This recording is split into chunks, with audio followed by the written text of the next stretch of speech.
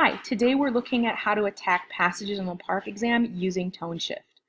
Tone is how an author feels about a subject, and looking for places where the author is changing how they feel or changing how they're approaching the subject is going to help us find places where specific meanings change in the text over time. So this is going to be a good tool to help us attack this passage and get into the questions ready to roll. So there's three kinds of tone shifts that we're going to look for. The first one is meaning shift, or looking for words changing from positive to negative or vice versa. The second kind of shift that we're looking for is location or time shift. We're looking for sentences starting with direction or time words that indicate that there's going to be a change in location. The third kind of shift that we're looking for is fanboy shift. So if you're looking for any coordinating conjunctions here, the easiest way to remember this is the acronym fanboy, for, and, nor, but, or yet. So any of those words are indicating a change in attitude towards the subject. So I want to go over to my screen. I've already gone through this first passage, the Lotus Eaters, and I've chunked it up for us looking through it. And I just want to walk through that for you and then make the meanings. So the first chunk I've read through, and I've got all the day. Here, this indicates a time shift for me. So I actually want to draw the line above, right here.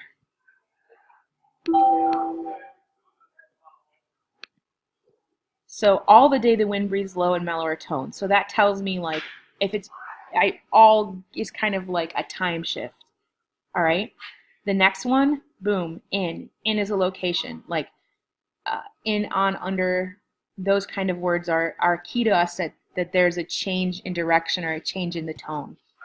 And the interesting thing here is now we have all of these sentences. So round here should be around. We have in, on, for, far, around, where, and then boom. All of a sudden we stop with all the changes of direction and we have blight and famine. And that strikes me as being pretty negative, especially since right up here we're talking about golden houses and gleaming worlds. So this change in so right here, positive to negative down here, tells me that there's a change in how this author is approaching the text and there's a different meaning that's being expressed. So again, right here, and notice I'm not even reading, I'm just looking at the first words, just trying to get an idea, okay, of when changes occur. So now I have a coordinating conjunction, I have fanboy shift, all right? So, but they smile, they find the music centered in a doleful song. Again, I just want to make a line across my paper so that I know exactly where the shift occurs and I can make meanings in that little chunk of area when I come back through. Now, down here I have until. Until is a time word, right? It's telling us when something's going to end. And that is the end of it. That's all the shift I have. So I'm going to go back through and I'm going to try and summarize what's happening here in terms of, so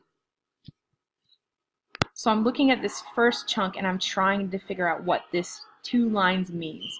And I'm going to do that and I'm going to add in just a little annotation so that I know exactly what's going on here. All right, the lotus blooms below the barren peak. The lotus blows by every windy creek. So like just this like smooth moving. So I have this smooth moving lotus.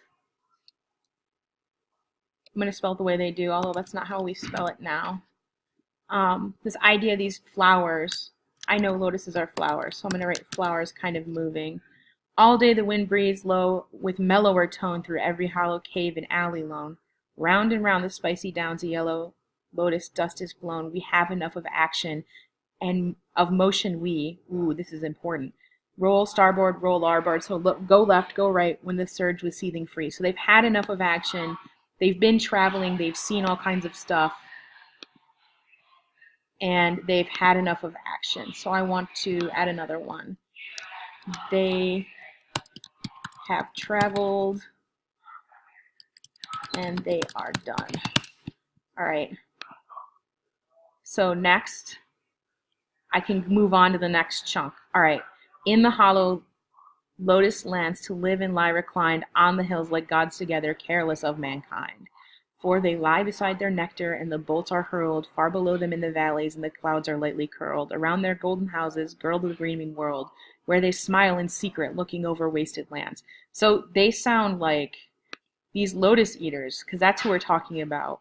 The lotus land live to lie reclined, right? People who live in the lotus land, I'm going to go ahead and make an assumption that they're the lotus eaters.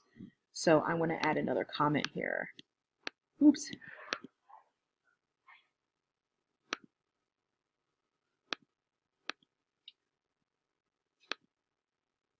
All right, and here I'm going to say, I see that it's slightly off your screen here. Let me move it up. What is he saying about the lotus eaters? So right here we're saying the lotus eaters are like, they're sort of lazy and lying, and they're not concerned, because they're not concerned with they're careless of mankind. All right, so that's it for that chunk. Where they smile in secret, looking at wasted lands. Oh, now we have the bad part, the negative shift. Blight and famine, plague and earthquake, roaring deep in fiery sands, clanging and fighting clamors in towns, sinking ships and praying hands. So they're looking on some pretty terrible stuff. That's really what I want to say.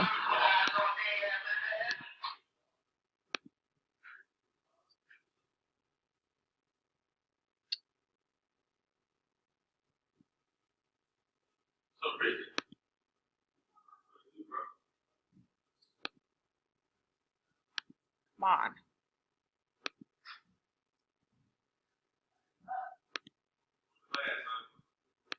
So they are looking on negative things. All right, and that's all I want to do. I just want to move on. So, but they smile, they find music. They find the music centered in a doleful song, steaming up a lamentation of an ancient tale of wrong, like a tale of little meaning, though with the words are strong, chanted from an ill-used race of men that cleave the soil, sow the seeds, and reap the harvest harvest with enduring toil, storing yearly little dews of wheat and wine and oil. So they're looking at these men who are working hard and not really getting anything out of it. So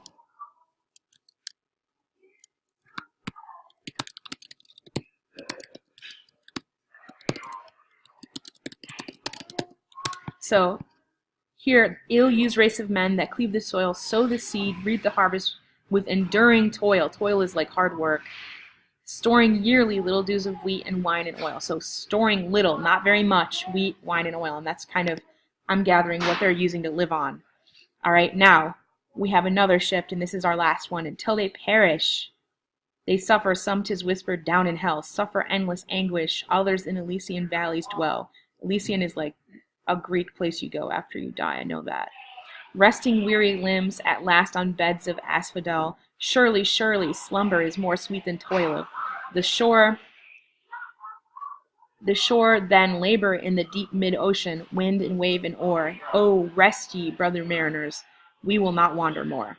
So I think what they're saying here is like they work and they die, and then that's it, that they go to this bad place after they're dead, and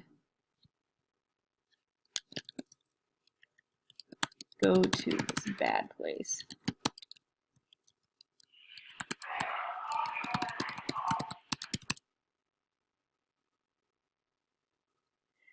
And it might be easier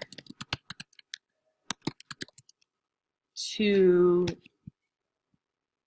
surely, surely, slumber is more sweet than toil, the shore than labor in the deep mid-ocean, wind and wave and oar. So it's easier to lay about than work hard if you're going to die either way.